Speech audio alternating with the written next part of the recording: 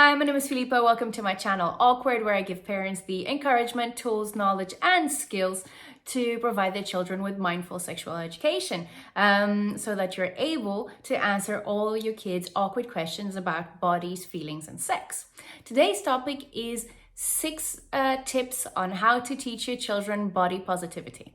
So my first tip is to talk about the body and its functions. So when you are, for example, bathing your child, you explain to them what each body part does.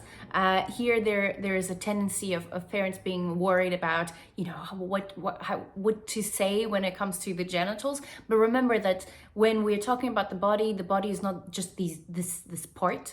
It is a whole body that has many different functions. So for example, it's important that your kids know that when they eat, the food goes in their mouths, they chew it, it goes down the esophagus to the stomach, and then digestion takes place where there's the breaking down of food, and then it goes into the intestines where there's an absorption of all the good things that make us grow healthy and strong, and everything that the body doesn't use comes out through the anus in the form of feces, which is poop.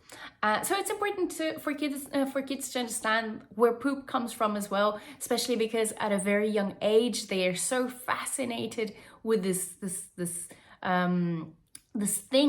work of art that they're able to produce by themselves. And this is how children at about 2 years old view their poop, is that it is something of wonder. Right? It is the first thing that they're able to control, that they put out into the world. So it is important to explain to them what it is and where it comes from. For example, when it comes to genitals, we want to be explaining that the female genitals are the vulva, and the vulva has 2 holes. One is the urethra hole, where a urethra opening, where the pee comes out, and the other one is the vagina, where baby comes out and the period comes out. The difference between the vagina and the vulva is that the vagina is the hole in the vulva, right? So when you wash a vulva, it's like washing your face. You scrub it outside and everything. And the vagina is like your nostril. You wouldn't put your finger up there to clean it, for example. When we're talking about boys' genitals, we are talking about the testicles, the little balls, and the penis. And this is the language that you should be using with your kids. Also to explain to them not only their functions, but how to keep them healthy and hygienic.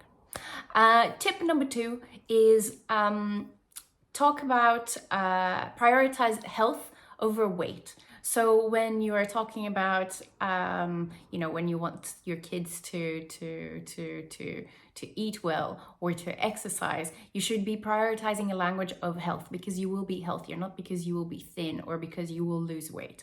This can have very detrimental effects on the kid's psyche, and then on adults as well. That's why so many adults today have such low self-esteem and are so obsessed with this question of weight instead of this question of health, right? Tip number 3 is encourage kids to be active. So encourage them to run around outside, encourage them to take extracurricular activities if you can. Tip number 4 is have healthy conversations about food. So don't say that, this food makes you fat. You can say instead that this food is not as healthy as the other one because it does not give you the minerals and the nutrients that your body needs to grow, for example. Tip number 5, correct misinformation. So a lot of the times I see children and adults say things like, mommy pees from her vagina.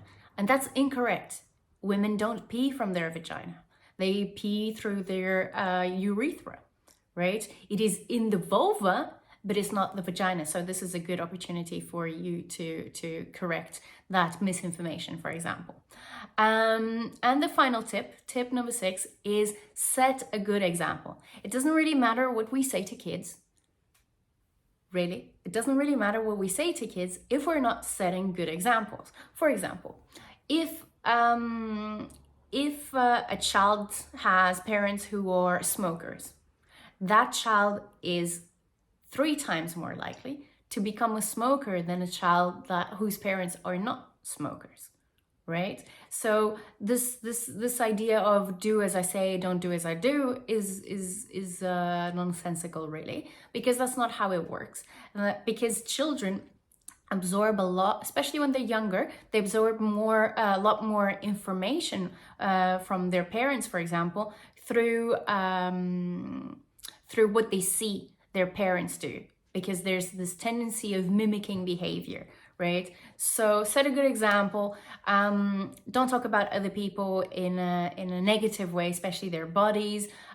Don't talk about your own body in a negative way, especially in front of your children, because it's no use for you to say, oh, you should really love yourself, and you should, understand that we're all different and we all have different bodies and all bodies are special. And then your child hears you talk about your body in a way that is not very loving or kind.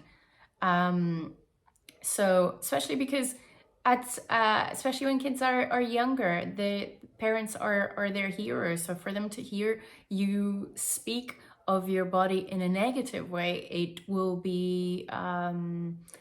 not contribute positively to their self-esteem.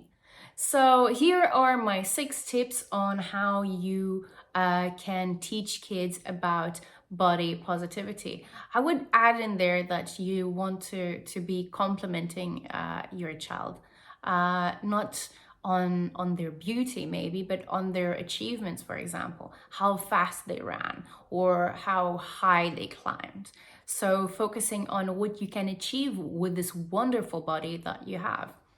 So this is all for today.